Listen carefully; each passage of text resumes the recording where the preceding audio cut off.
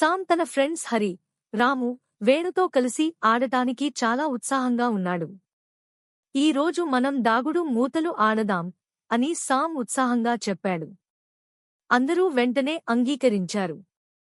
వారు అందరూ గ్రౌండ్కి వెళ్లారు. ఆ గ్రౌండ్ మొత్తం మామిడి చెట్లు, జామ చెట్లు, బెంచెస్ తో ఆహ్లాదకరంగా ఉంది.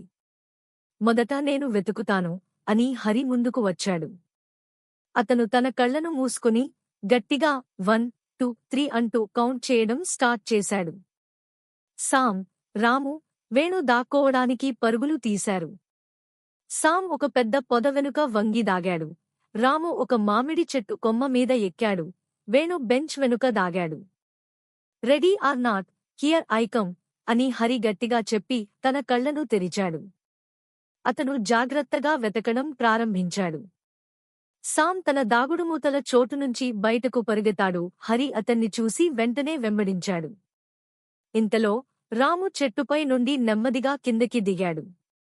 వేణు బెంచ్ వెనుక నుండి జామ చెట్టు దగ్గరికి పరుగెత్తాడు.